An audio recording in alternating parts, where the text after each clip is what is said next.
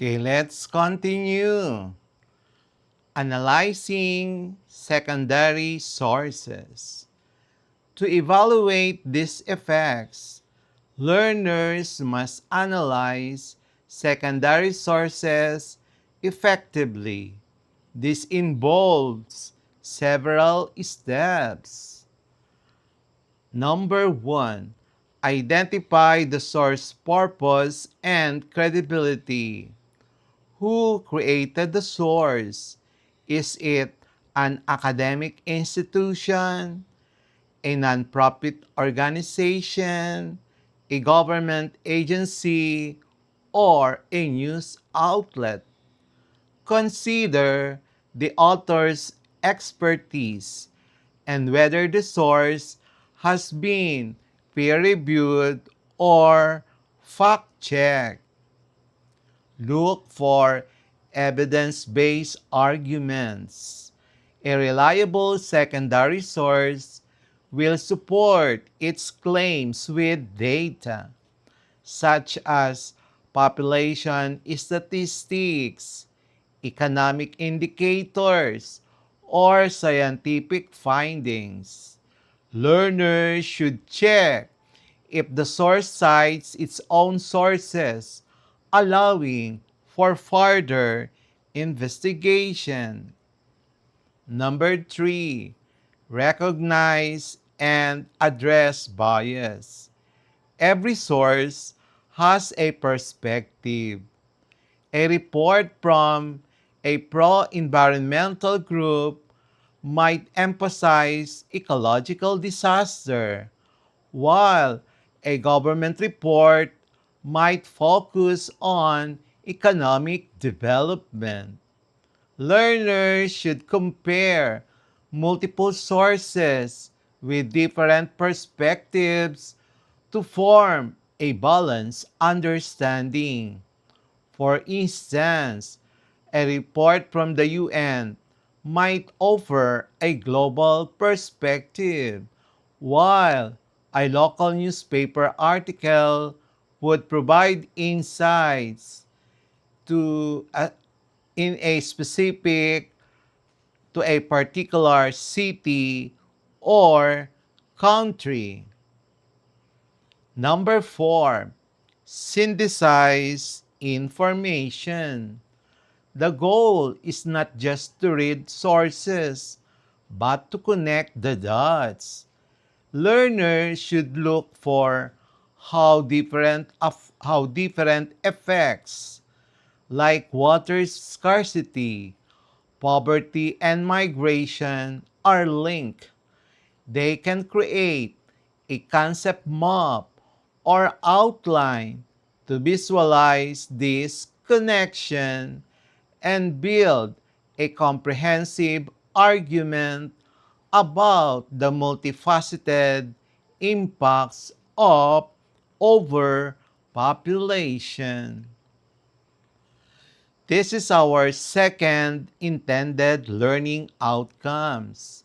By the end of the lesson, the learners should be able to A. Define overpopulation and explain its causes both locally and globally. Letter B. Identify and analyze secondary sources of information, articles, reports, statistics, scientific studies about overpopulation. Letter C. Evaluate the adverse effects of overpopulation on resources, environment, health, and socio-economic conditions. D. Compare the effects of overpopulation in the Philippines with those occurring in other parts of the world. Letter E. Develop critical thinking. and evidence-based reasoning, skills in assessing information from secondary sources, understanding overpopulation. Overpopulation occurs when the number of people exceeds the carrying capacity of the environment to sustain them with adequate resources such as food, water, shelter, and health services. It is not just about population size, but also about the balance between population and available resources. Local context: Philippines. The Philippines is one of the most densely populated countries in Southeast Asia, with rapid urbanization contributing to housing shortages, traffic congestion, and pressure on public services.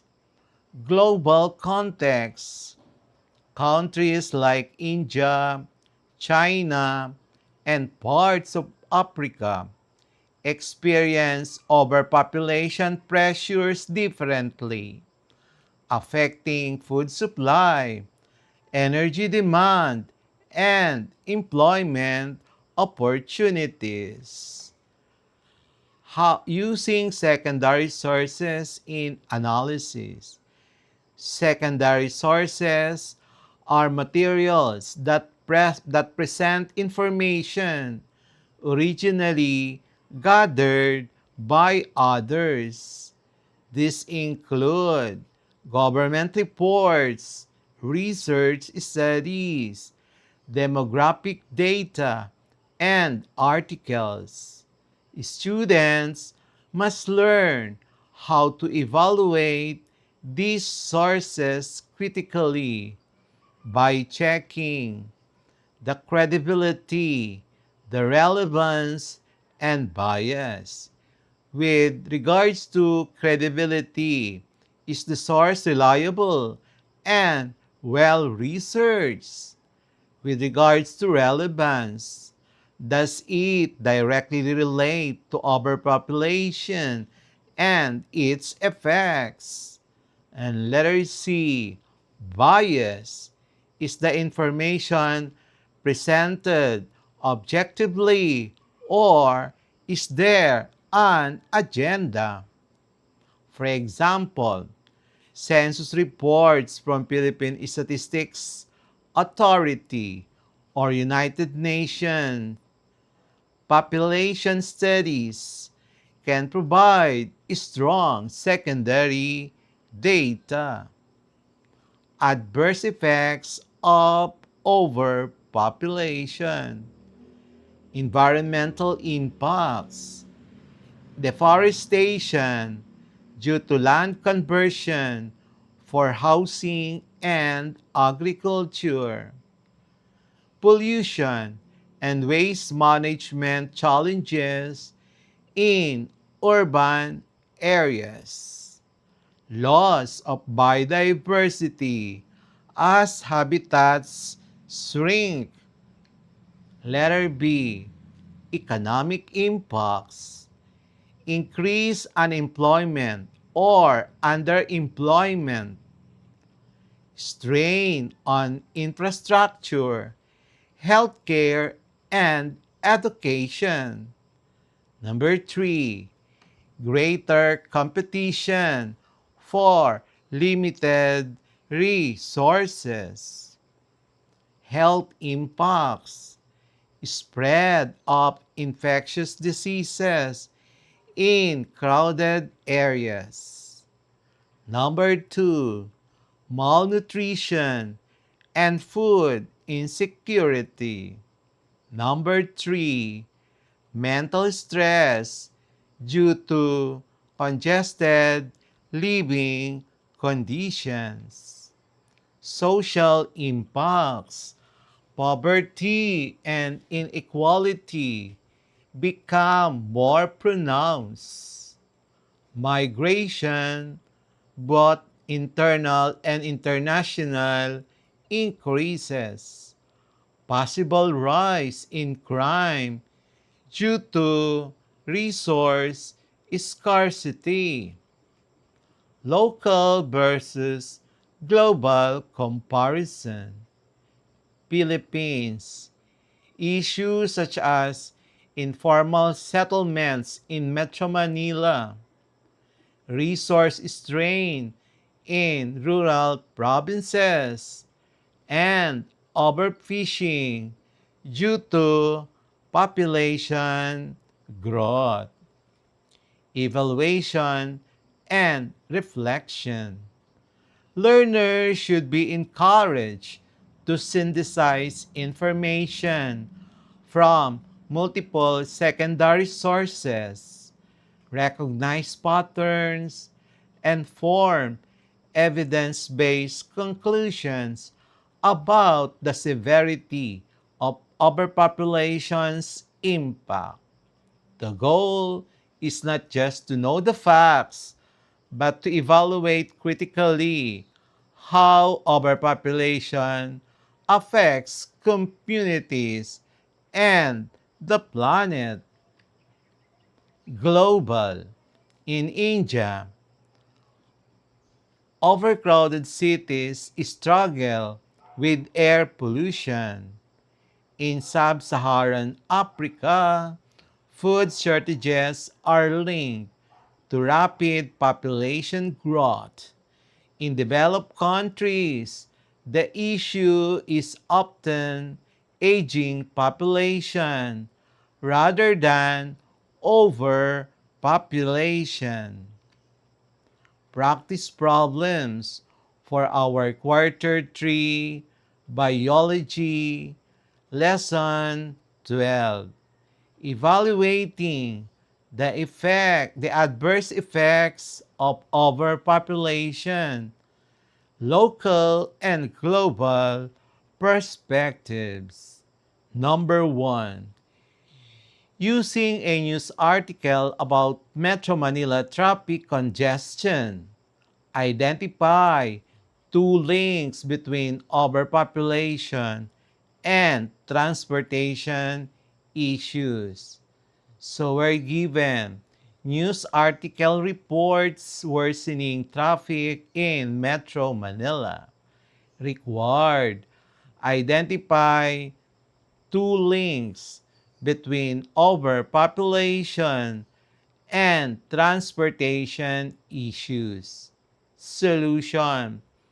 Overpopulation increases the number of vehicles, leading to congestion.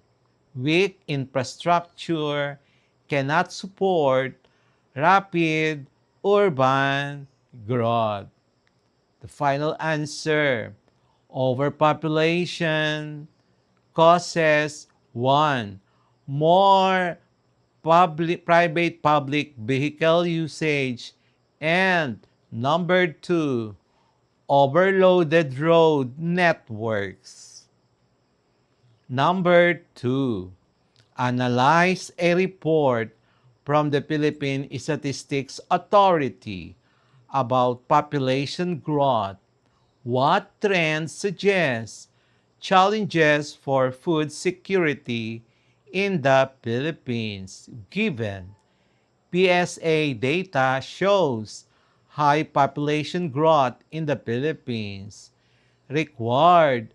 Identify trends that suggest food security challenges. Solution. More mouths to feed means rising demand for rice, meal, meat, fish. Agricultural land shrinking. Final answer, rapid population growth causes food shortages and dependence on import. We'll have the next part of this lesson Quarter 3, Biology, Lesson 12.